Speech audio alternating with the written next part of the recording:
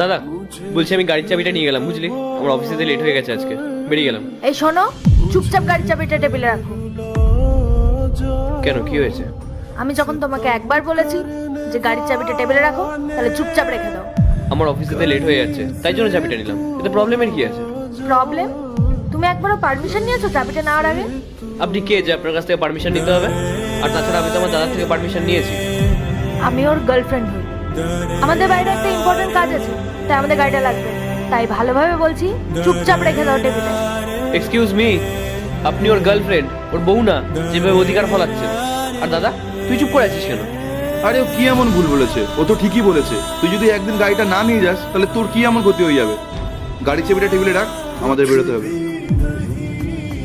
কিন্তু দাদা, এই গাড়িটা কেনার সময় তো বাবা আমাদেরকে বলেছিল যে এই গাড়িটার উপর আমাদের দুজনেরই অধিকার আছে।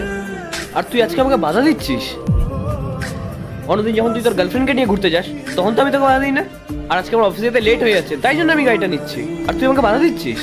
রাজীব, এসব কি হচ্ছে? তোমার ভাই আমার সাথে এত খারাপ ব্যবহার করছে, আমি কিন্তু এসব একদম পছন্দ করি না। এই যে হ্যালো, এই বাড়িটা না আমাদের দুজনের, আর আপনি একদম আমাদের বাড়িতে এসে ফালতু কথা বলবেন না। আর আমি না খুব ভালো করে জানি যে আমার পেছনে আপনি আমার নামে আমার দাদার কাছে কি কি উল্টো পাল্টা কথা বলে। আর আমি চুপচাপ থাকি বলে এই না যে আপনি আমার নামে যা যা বলবেন আমি সেটা মুখ বুঝে সহ্য করবো। দেখেছো রাজীব, কিরকম অসভ্য তোমার ভাই, কিরকম মুখে মুখে কথা বলছে। এই শোনো, আমি না রাজীবের গার্লফ্রেন্ড হই, আর দুদিন পর এই বাড়ির বউ হবো। আর যখন বিয়ের পর এই বাড়িতে আসবো, সবার আগে তোমাকে এই বাড়ি থেকে বার করবো। যেদিনকে বিয়ে করে আসবেন সেদিনকে দেখা যাবে। আর আজকে আমি গাড়িটা নিয়ে যাচ্ছি আমার লেট হয়ে গেছে বলে, আপনাদের মতো ঘুরতে যাবো বলে নিয়ে যাচ্ছি না। রাজীব, তুমি ওকে বারণ করো, ও যাতে গাড়িটা না নিয়ে যায়। আর তুমি যদি গাড়িটা নিয়ে যাও তাহলে কিন্তু খুব খারাপ হয়ে যাবে। রাজীব, এবার তুমি ঠিক করো, তুমি আমার সাথে থাকবে নাকি তোমার এই ফালতু ভাইয়ের সাথে? দাদা কি বলবে? আমি বলছি এই বাড়িটা আমাদের দুজনের, আপনি আমাদের বাড়ি থেকে বেরিয়ে যান।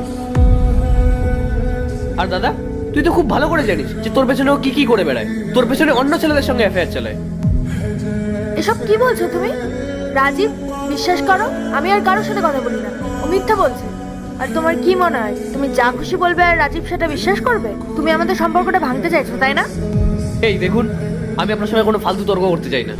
আমি খুব ভালো করে জানি যে আপনি শুধু টাকার লোভে আমার দাদার কাছে আছেন। যেদিনকে আমার দাদা আপনাকে শপিং করতে নিয়ে যাওয়া, ঘুরতে নিয়ে যাওয়া বন্ধ করে দেবে, সেদিনই আপনি ওকে ছেড়ে চলে যাবেন। চুপ কর ভাই, তুই অনেকক্ষণ ধরে উল্টো পাল্টা কথা বলে যাচ্ছিস। আর তুই কোন গাড়ির অধিকারের কথা বলছিস? আরে বাবা, তুই গাড়ির জন্য সামান্য কিছু টাকা দিয়েছিল, আর এর পুরো টাকাটা আমি দিয়েছিলাম। তাই এই গাড়ির উপরে সব থেকে বেশি অধিকার আমার।